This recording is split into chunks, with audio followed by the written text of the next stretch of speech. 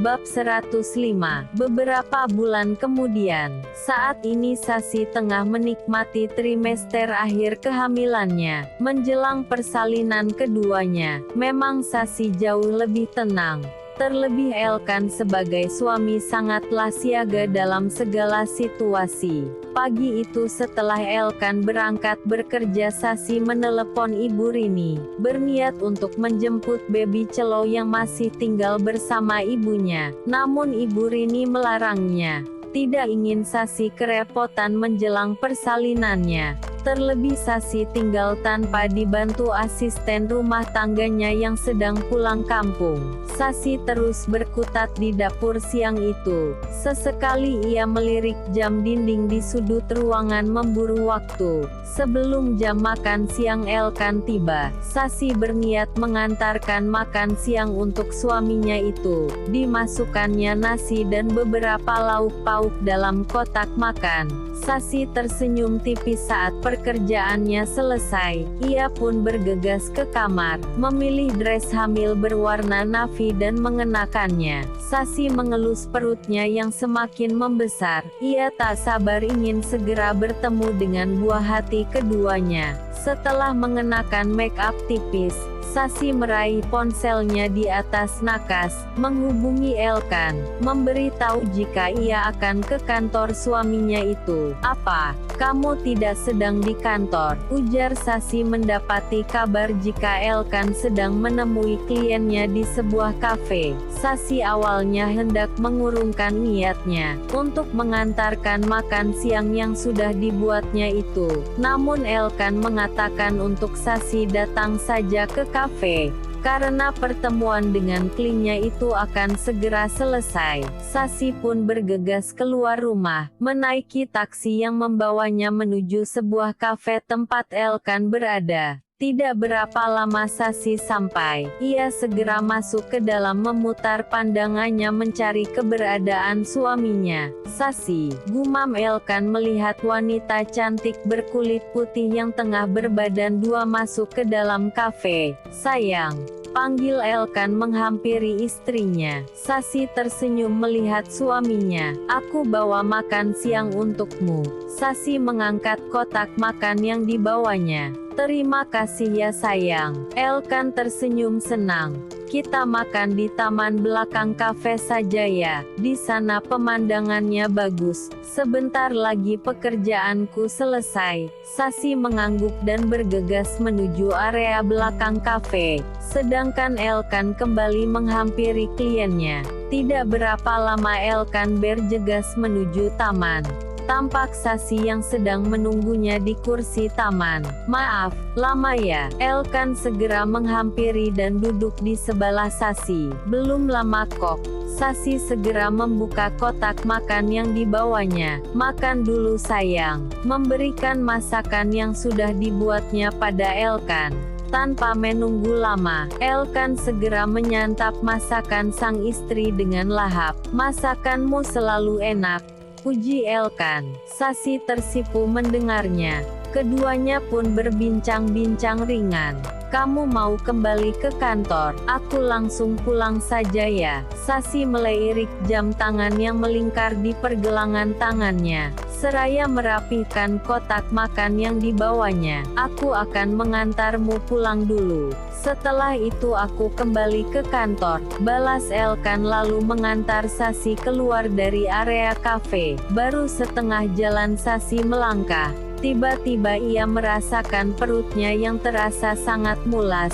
"Kamu kenapa?" Elkan terlihat bingung melihat Sasi yang sedikit membungkuk memegangi perutnya.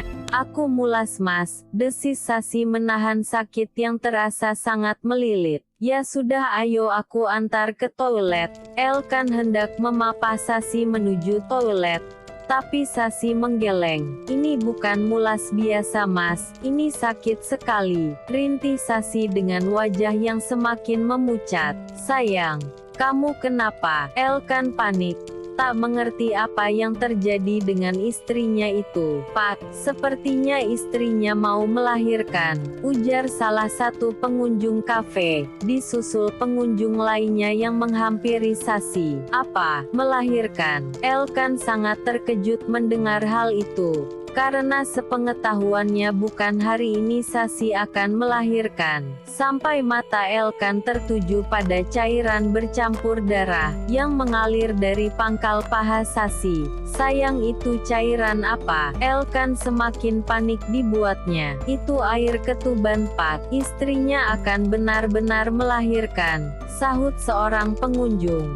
Sedang Sasi tak dapat berkata apapun. Ia hanya terus meringis menahan sakit. "Pak, bawa saja istrinya ke rumah sakit."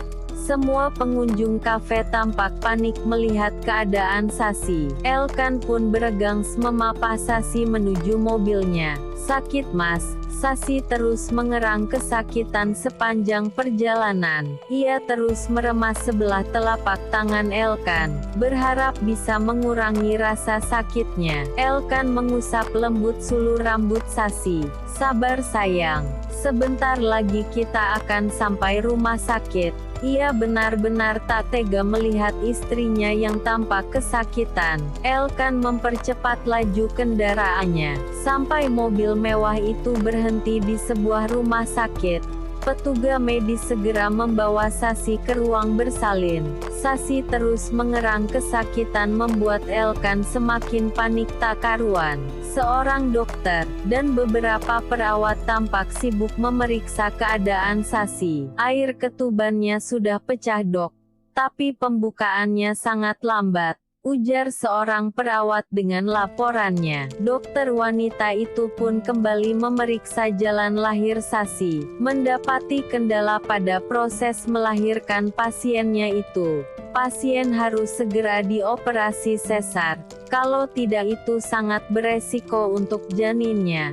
Karena ketubannya sudah pecah, sambung sang dokter. "Operasi sesar." Sasi cukup terkejut mendengarnya. "Iya Bu, tidak ada pilihan lain. Ini demi keselamatan ibu dan bayi ibu," ujar sang dokter. Lakukan apa saja untuk menyelamatkan janinku," ujar Sasi tanpa ragu. Walaupun sebenarnya ia merasa takut mendengar kata operasi, tapi untuk sang calon bayi apapun akan dilakukannya. "Iya Dok, lakukan yang terbaik untuk istri dan calon bayi saya." Elkan pun langsung menyetujuinya. "Baiklah kalau gitu, ada beberapa lembar persetujuan yang harus Bapak tanda tangani. Mari ikut saya."